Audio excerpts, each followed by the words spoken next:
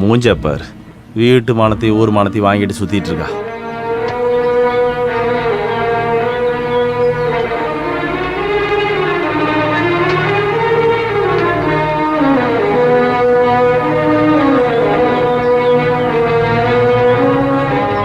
நில்லு, உங்ககிட்ட கொஞ்சம் பேசணும். தெரிஞ்சு பண்ணலனாலும் நீங்க கஷ்டப்படுறதுக்கு காரணம் நான் தான். எனக்கு சொல்றதுக்கு உரிமை இருக்கான்னு தெரியல. உன்னால இப்படி பண்ண எப்படி முடியுது? நடந்தது நடந்து போச்சு. இப்போ இன்னொன்னுக்கு ஆசைப்படுற அளவுக்கு நான் இல்லை. சசியோட ஸ்தானத்துல என்ன பாரு. உங்களுக்கு நான் இருக்கேன். உங்களுக்கு நான் என்ன பண்ணணும்? ஒரே ஒரு உதவி பண்ணுங்க. வாழ்க்கையே முடிஞ்சு போச்சு. இனி ஆசைப்படுறதுக்கு எதுவும் இல்லைன்னு நினைக்கும் போது இதுக்கு காரணம் நான் தான் நினைச்சிட்டு என்கிட்ட வந்து பேசிட்டு இருக்கீங்க. உங்களோட நிம்மதிக்காக.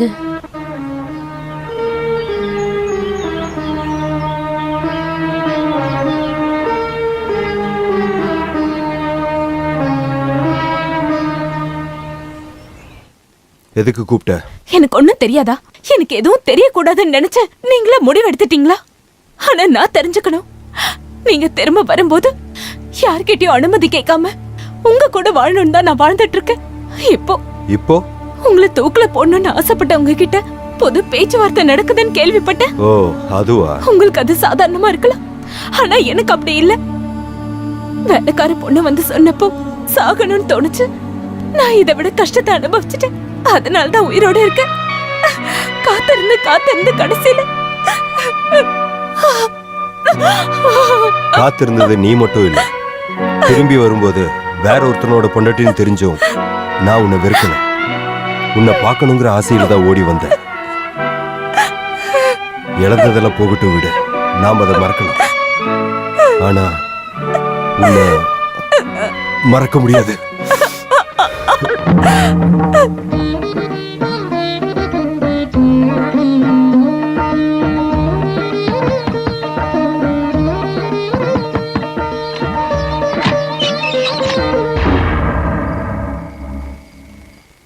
என்ன தூங்கலையா?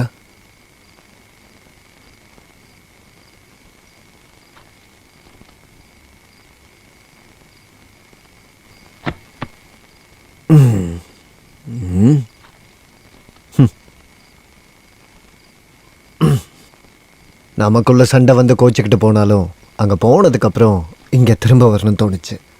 அங்கே இருக்க ஃப்ரெண்ட்ஸோடு சேர்ந்து ஒரு பிஸ்னஸ் ஒன்று ஸ்டார்ட் பண்ணேன். வெறுத்து போச்சு. நீங்கள் தனியாக இருப்பேன்னு நினச்சேன், அதான் வந்துட்டேன். நீ நல்லா தானே இருக்க? நீங்க என்ன நினைச்சிட்டு இருக்கீங்க? நான் என்ன நினைக்கிறேன்னா, வரப்போகிற காலத்தில் குழந்தை குட்டிங்களோட இங்கேயே இருக்கலான்ட்டு இருக்கேன். புருஷன் பொண்டாட்டிக்குள்ளே சண்டை வரதெல்லாம் உலகத்தில் சகஜம். சண்டை முடிஞ்சதுக்கப்புறம் சமாதானம் ஆகிட வேண்டியது தான். நீ இன்னைக்கு ரொம்ப நல்லா இருக்க. வாடிங்க வாடிங்க வாடிங்க சொல். ஓ, நீங்களும் இங்கே தான் இருக்கீங்களா? யாரோ வந்திருக்காங்கன்னு தெரிஞ்ச உடனே அது நானா இருக்குன்னு நினைக்கலல்ல? உங்க பொண்ணோட காதலனுக்கு நீங்க வெளியே காவலுக்கு இருக்கீங்கன்னு இப்பதான் தெரிஞ்சுக்கிட்டேன்னா. வெளியே போடாங்கிறது வெளியே போடான்னு சொன்ன. இனி இந்த படியை மிதிக்க கூடாது. யோ குமரப்பா, யாரோட தயவுல நீ இந்த மாதிரி எல்லாம் பேசிக்கிட்டு இருக்கன்னு எனக்கு தெரியா? நடக்கட்டும். இல்ல, குமாருக்கு அந்த ரகசியத்தை சொல்ல போறீங்கன்னு கேள்விப்பட்டேன். நான் சொல்றதை கேளுங்க. ஆளை கைமாத்துறது குமாரா இருக்காது. ஒருவேளை குமாரை தேர்ந்தெடுத்தீங்கன்னா அவன் உயிரோடவே இருக்க மாட்டான். கொஞ்ச நேரத்துக்கு முன்னாடி என்னையா சொன்ன? வெளியே போனா போறேன். ஆனா நீயே என் வீட்டுக்கு வந்து என் காலில் விழுந்து இங்க கூட்டிட்டு வந்து எனக்கு பொறுப்பு ஒப்படைப்ப. எழுதி வச்சுக்க.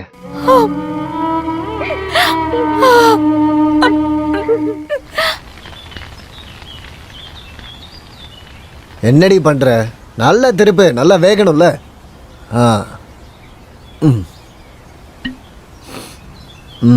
இது அவ்வளோ நல்லா இல்லடா. இது வேற சரக்குண்ணே.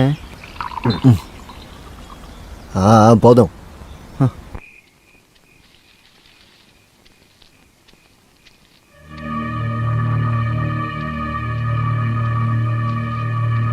டேய் நில்றா.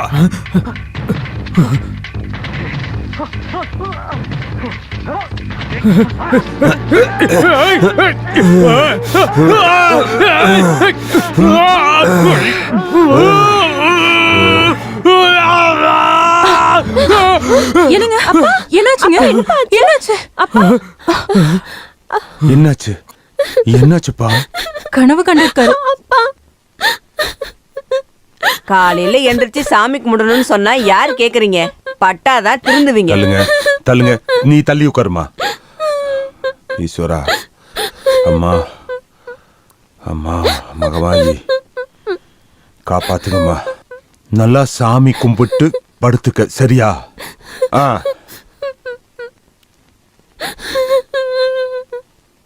நீங்க தூங்குங்க. தண்ணி வேணுமா? வேண்டாம். சரி படுத்துக்கோங்க.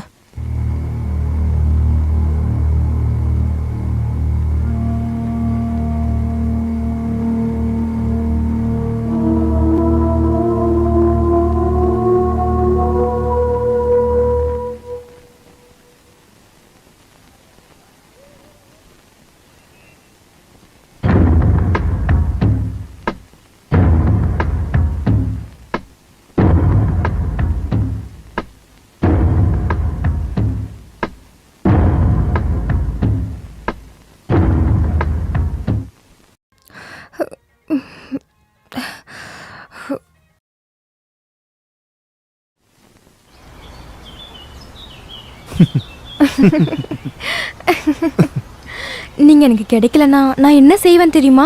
வேற ஏதாவது ஒரு நல்ல ஆசாரியா பார்த்து நீ கல்யாணம் பண்ணிப்ப. வேற என்ன? அதுக்கு நான் இன்னொரு வாட்டி பிறக்கணும். உங்க கூட வாழ முடியலனா அப்ப பாருங்க நான் என்ன பண்றேன்னு. உனக்கு என்ன எவ்வளவு பிடிக்கும்? எவ்வளவு? எவ்வளவு பிடிக்கும்?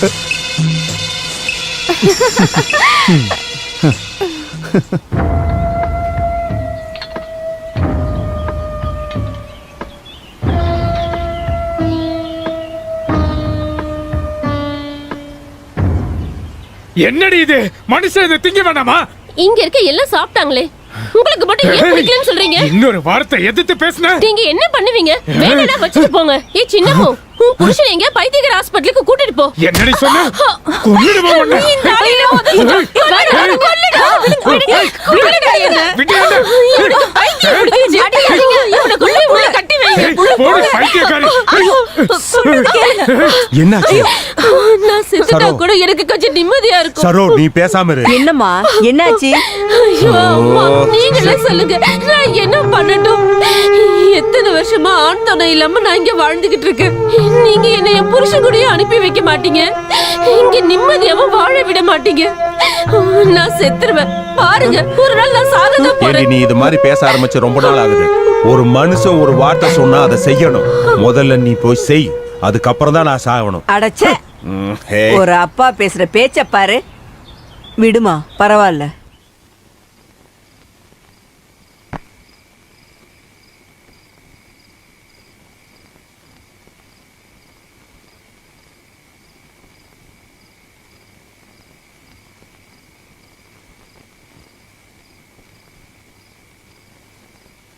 உங்களுக்கு அப்படி தோணி இருக்குங்க. அவங்களுக்குள்ள அப்படியெல்லாம் எதுவும் இருக்காது. எதுவும் இல்லாமலா ஆத்தங்கரையில முத்தம் கொடுத்துட்டு இருக்கான். என்னோட தலையெழுத்து இந்த ஜென்மத்துல ஒரு கண்ணாடி கூட செய்ய முடியலையேன்னு கவலையில இருக்க. இது என் தலையெழுத்து விதின்னு நினைச்சு நான் நிம்மதியா இருக்கேன். நான் கண்ணாடி செய்யறது நடக்குதோ இல்லையோ பரவாயில்ல. ஆனா இந்த கல்யாணம் நடந்து அந்த ஆசாரி பங்குக்கு நின்னா அவனோட கல்யாணத்தை நான் கெடுப்பேன். என்ன வேணும்னாலும் நடக்கலாம். அப்படியெல்லாம் எதுவும் இருக்காதுங்க. நம்ம பரமக்கிட்ட லேட் பண்ண வேண்டாம், இப்பயே சொல்ல போறேன்.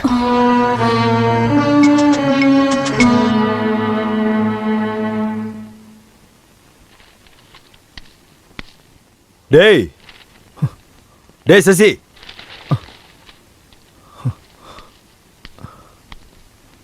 நேத்து என் வீட்டுக்கு வந்தியா? ஆமா. எதுக்கு? திருட்டு நாயே, பட்டேரியில சூடலையும் நெருப்புலையும் வளர்ந்த என்னோட தங்கச்சிய பரவனா, என்ன இது? என்னடா அண்ணனையும் எங்களையும் கஷ்டப்படுத்திட்ட. இது வேணுமா? நீ நல்லா யோசிச்சு பாரு. நான் இப்படி பண்ணதுக்கு அண்ணன் கொல்லட்டும், நான் சாவறேன். ஐயோ, மெதுவா பேசு. இத உன் அண்ணன் கிட்ட சொல்ல வேண்டாம். முரட்டுத்தனமா ஏதாவது பண்ணுவாரு.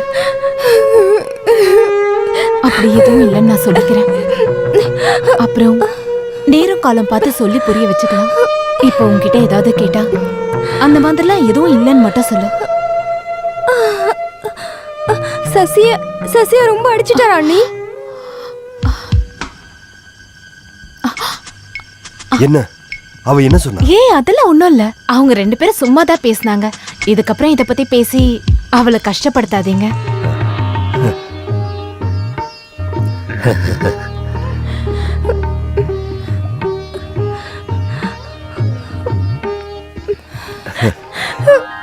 இந்த அண்ணங்கிட்ட முன்னாடியே சொல்ல வேண்டியது தானே. ஊருக்குள்ள பொய் சொல்லிக்கிட்டு எவன் இருந்தாலும் என் தங்கச்சி அப்படி பண்ண மாட்டான்னு எனக்கு நல்லா தெரியும். 2 பேருக்குள்ள எதுவுமே இல்லைன்னு பேசிக்கிட்டு இருந்தாலும் ஊருக்குள்ள தப்பா தான் பேசுவாங்க. எனக்கு தெரியும் என் தங்கச்சி அண்ணனை கஷ்டப்படுத்துற மாதிரி எதுவுமே பண்ண மாட்டாங்க. வாமா.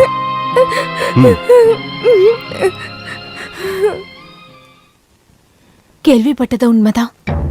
அவங்க 2 பேரும் விரும்புறாங்க. அவ சசிக்காக சாகவும் தயங்க மாட்டா. அப்புறம் ஏன் நீ அப்படி சொன்ன? இது மட்டும் பரமுக்கு தெரிஞ்சா அந்த ஆசாரி பையனை என்ன பண்ணுவாருன்னே தெரியாத. எப்பவா இருந்தாலும் அவன் தெரிஞ்சுப்பான். இப்போதைக்கு சொல்ல வேண்டான்னு நான் அவகிட்ட சொல்லி வச்சிருக்கேன்.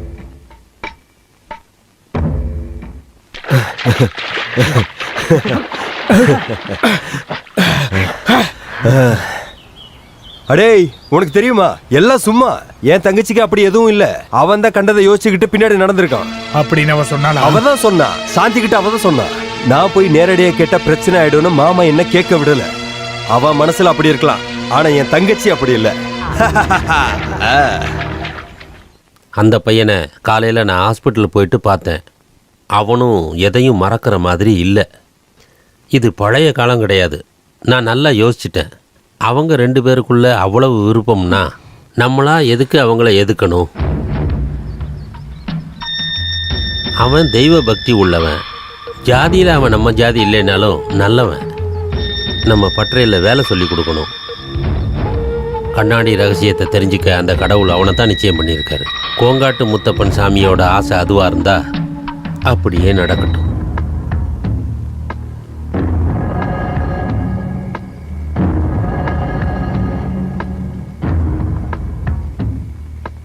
ஓ, இங்கதான் உட்காந்துருக்கீங்களா? நீங்க தூங்கலையா? இல்ல, எனக்கு தூக்கம் வருது. நீ போய் தூங்கு. நம்ம ஆசைப்பட்ட மாதிரி கல்யாணம் நடக்காததால நமக்கு அந்த ரகசியம் தெரிஞ்சுக்க யோகம் இல்லைன்னு நினைச்சுக்கோங்க.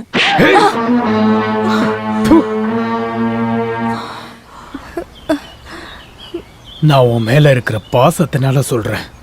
உன்னோட மனசு என்னாலதான் புரிஞ்சுக்க முடியும். உன்ன மாதிரி நான் கட்டினவளும் ஆரம்பத்துல நிறைய அழுதா. அதனாலதாம்மா சொல்றேன். ஹாஸ்பிட்டல்ல இருந்து உன்னை பார்க்கறதுக்காக வந்தா அவங்க சசியை கொன்னுடுவாங்க. என் காதால நான் கேட்டேன். உனக்கு வேற ஒரு பையனை அவங்க பார்த்துட்டாங்க.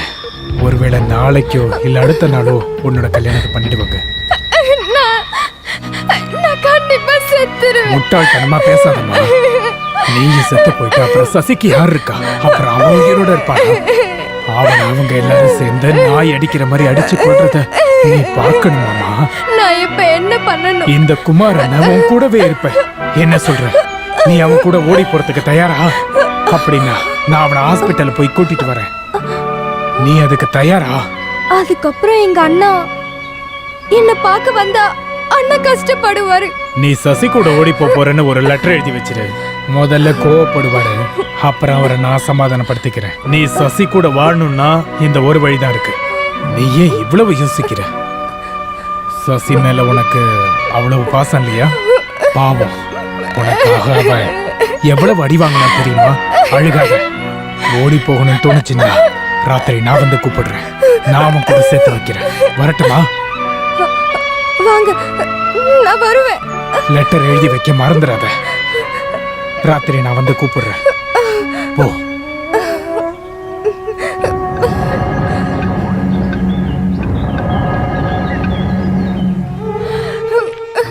பரமு அண்ணா, என்ன மன்னிச்சிடுங்க. நான் பண்றது தப்புன்னு எனக்கு தெரியும். ஆனா நான் சசியை ரொம்ப காதலிச்சிட்டேன். என்ன மன்னிச்சிடுங்க.